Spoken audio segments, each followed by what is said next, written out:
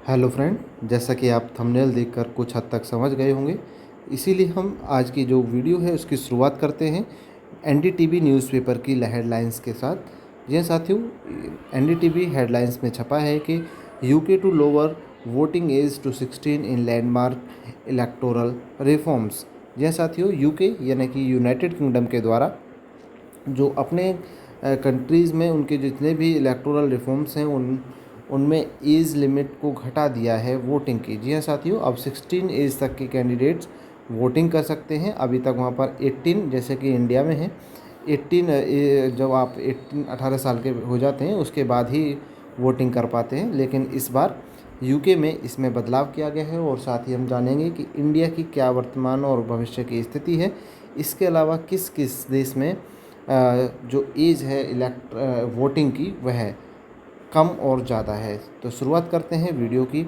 यह साथियों, जब हम बात कर रहे हैं यूके की यानी कि यूनाइटेड किंगडम की, तो यूके में जो अभी गवर्नमेंट लीड कर रही है वह है लेबर पार्टी। जी हाँ साथियों, लेबर पार्टी है वहाँ पर, और जो वहाँ पर मेजर इलेक्टोरल रिफॉर्म्स पैकेज है उसे लेकर आई है और कहा है कि जितने भी अपने इलेक्शंस होने वाले हैं यूके में उनमें सभी में एज लिमिट को 18 से घटाकर 16, जो वोटर्स हैं 16 साल तक के जो वोटर्स हैं वो वोट कर सकेंगे।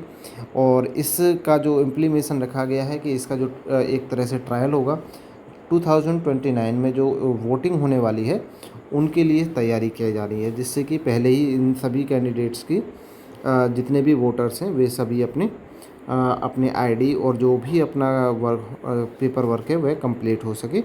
जी हाँ साथियों, इस चेंजेस की वजह से यूके में लगभग जो नए वोटर्स हैं 1.5 मिलियन नए वोटर्स यानी कि न्यू यंग वोटर्स सम्मिलित हो चुके हैं अब, जो सरकार को चुनने में मदद करेंगे। जी हाँ साथियों, इससे पहले भी 1969 में एक बिगेस्ट जो इलेक्टोरल चेंज हुआ था यूके में, जिसमें जो वोटर्स हैं उनकी जो एज लिमिट है उसे 21 से घटाकर 18 किया गया था और अब 18 से घटाकर 16 कर दिया गया है। समझ गए? बहुत अच्छा चेंज है, काफ़ी अच्छे हद तक आपको समझ में आएगा। बात करते हैं जब यूनाइटेड किंगडम की, तो इंग्लैंड अलग चीज़ है, स्कॉटलैंड अलग चीज़ है, जो हम ब्रिटेन बोलते हैं वो अलग चीज़ है। लेकिन जब हम यूनाइटेड किंगडम बोलते हैं तो यूनाइटेड किंगडम्स में ये 4 स्टेट्स आते हैं, जिसमें स्कॉटलैंड, इंग्लैंड, वेल्स और जो नॉर्थर्न आइसलैंड है वह आयरलैंड है वह भी आता है। ठीक है, स्कॉटलैंड, इंग्लैंड और वेल्स ये सभी मिलकर यूनाइटेड किंगडम को की सरकार बनाते हैं। यहाँ के जो वोटर्स हैं वे सभी मिलकर। जी साथियों, ये सर्कल आपको जैसा दिख रहा है बिल्कुल सही इस तरह से ही है। अब बात करते हैं कि किस तरह से इस सभी जो चेंजेस हुए हैं उनके पीछे क्या क्या कारण हैं। एक बार कारण की तरफ चल लेते हैं। तो सबसे पहले देखते हैं डेमोक्रेटिक इंक्लूज़न कि जब डेमोक्रेटिक इंक्लूज़न पर क्या इफ़ेक्ट पड़ने वाला है। यह साथियों, अभी वहाँ पर जो यूके है, यूके में जो 16 ईयर्स ओल्ड्स के जो वोटर्स होने वाले हैं वो ऑलरेडी वर्क यानी कि कुछ ना कुछ कमा रहे होते हैं, वो सरकार को टैक्स भी पे कर रहे होते हैं, आर्मी भी ज्वाइन करते हैं। यहाँ तक कि वो उनकी जो पेरेंटल कंसेंट्स हैं उनके द्वारा वो शादी भी कर सकते हैं। ऐसा है अभी यूके में। और जितने भी मेडिकल ट्रीटमेंट हैं उनमें भी जो ये 16 की एज वाले वोटर्स हैं वे भाग ले रहे हैं। तो उन्हें माना गया कि क्यों ना इन्हें वोट भी ये सरकार भी चुन सकते हैं, जब ये इतना सब काम कर सकते हैं।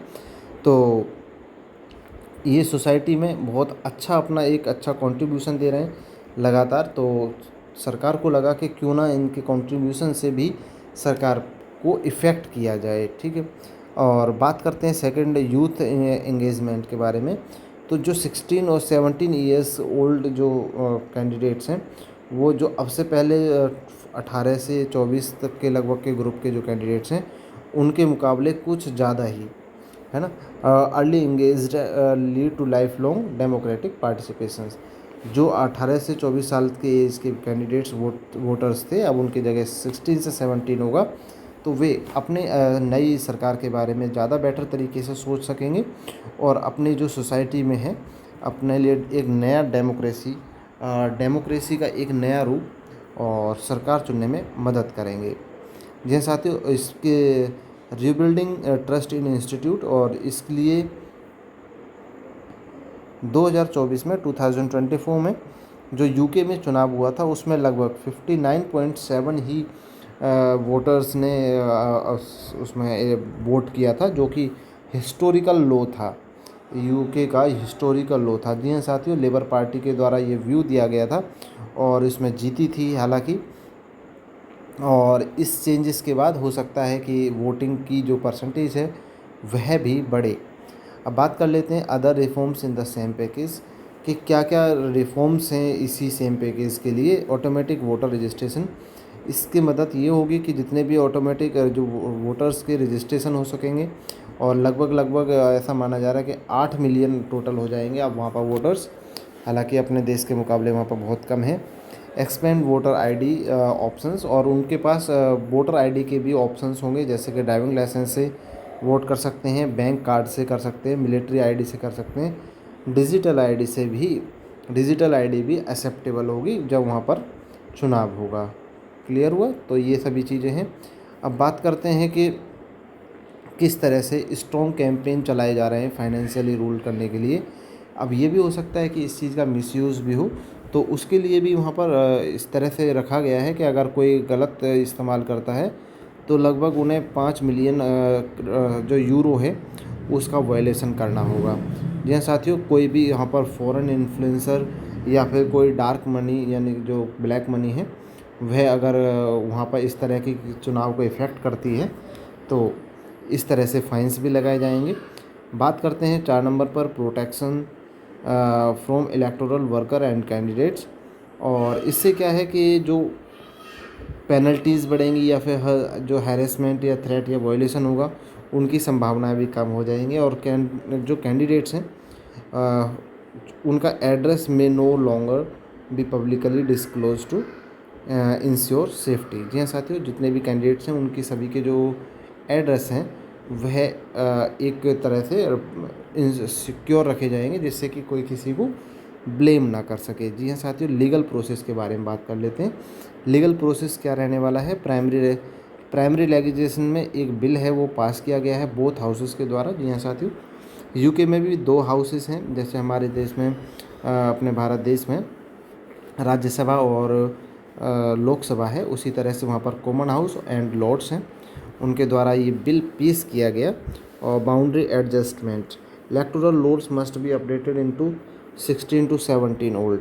ठीक है, यहाँ पर ये सब इम्प्लीमेशन टाइमलाइन होगी बिफोर नेक्स्ट जनरेशन, यानी कि 2029 नेक्स्ट इलेक्शन तक इस चीज़ को रखा जाएगा, इसे ट्रायल के रूप में लिया जाएगा। जी अब बात कर लेते हैं कि किस किस कंट्री में अब तक ऐसा हुआ है, किस कंट्री में अभी तक की वोटिंग की एज है वह लगभग 16 चल रही है। तो सबसे पहले बात कर लेते हैं ऑस्ट्रिया के बारे में। जी हाँ साथियों, ऑस्ट्रिया ये फर्स्ट यूरोपियन कंट्री है जिसने 2007 में पहली बार 16 एज की थी वोटिंग की।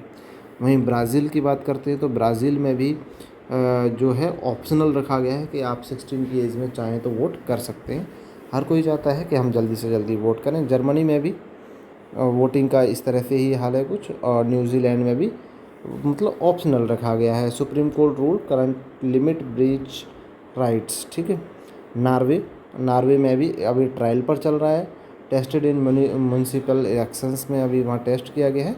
और वहीं बात की जाए यूके और स्कॉटलैंड के बारे में, तो यूके के स्कॉटलैंड और वेल्स में भी वोटिंग की जो एज है वह for local and develop elections only. ठीक है, ये पहले से ही कर दी गई थी, अब कंप्लीट यूके में हो चुकी है। अब बात करते हैं कि इंडिया में क्या हालत रहने वाली है अगर ऐसा ही रहा। तो अगर इंडिया भी 16 साल की उम्र में वोटिंग करानी चाहे सरकार तो क्या करना होगा। जी हाँ साथियों, आर्टिकल नंबर जो इंडिया का जो आर्टिकल नंबर है कॉन्स्टिट्यूशन का 326, उसमें इंडियन कॉन्स्टिट्यूशन के उसमें मैंडेट करना होगा लोकसभा और राज्यसभा के द्वारा, वो भी नॉर्मली है ना, जिसमें जो एज लिमिट है उसे any citizens aged 18 and above the right to vote. ठीक है, और यहाँ पर क्या है 1950 में इंडिया भी 21 साल तक के कैंडिडेट्स ही इसमें पार्टिसिपेट करते थे, लेकिन उसके बाद चेंज कर दिया गया। वहीं बात करते हैं जो 16 के 18 साल तक की गई थी, 1988 में ऐसा हुआ था कि 61वें कॉन्स्टिट्यूशनल अमेंडमेंट के द्वारा, जिसमें प्राइम मिनिस्टर राजीव गांधी द्वारा इस अमेंडमेंट को लाया गया था, 61 अमेंडमेंट, जिसमें 18 साल तक के जो कैंडिडेट्स हैं वे भी वोट कर सकते हैं। यह साथियों, will India reduce it further to 16। अब पूछा गया है कि क्या इंडिया भी इसमें जल्दी ही कुछ बदलाव करने वाला है। जी हाँ साथियों, बात करते हैं इसके बारे में। इंडिया के बारे में भी जानना ज़रूरी है। ग्लोबली जो अभी चल रहा है, ऑस्ट्रिया, ब्राज़ील, स्कॉटलैंड, वेल्स और यूके, यहाँ पर अभी 16 हो चुकी है। यूथ पॉपुलेशन के होने से जो संख्या है भारत में अगर बात की जाए तो अंडर 25 तक की जो है वो 40% जनरेशन है। ठीक है, और अगर ऐसा होता है कि 16 ईयर ओल्ड जो कैंडिडेट्स हैं अगर वे भी अप्लाई करते हैं तो इससे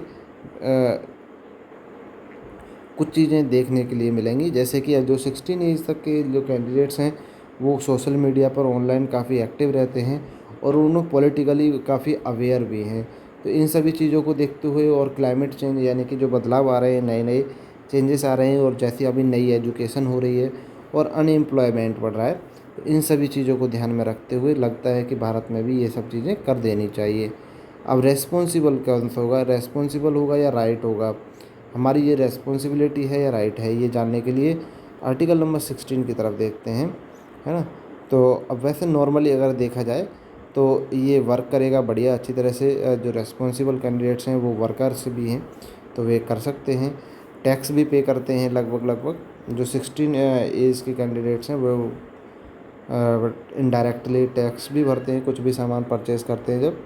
और अगर देखा जाए तो जितने भी हीनियस क्राइम वाले हैं उनमें भी जो एज है 16 कर दी गई है कि अगर कहीं पे कोई हीनियस क्राइम होता है और वहाँ पर 18 साल से कम उम्र का बच्चा है तो उसे भी जिम्मेदार माना जाएगा। ऐसी बात नहीं कि उसे जिम्मेदार नहीं माना जाएगा।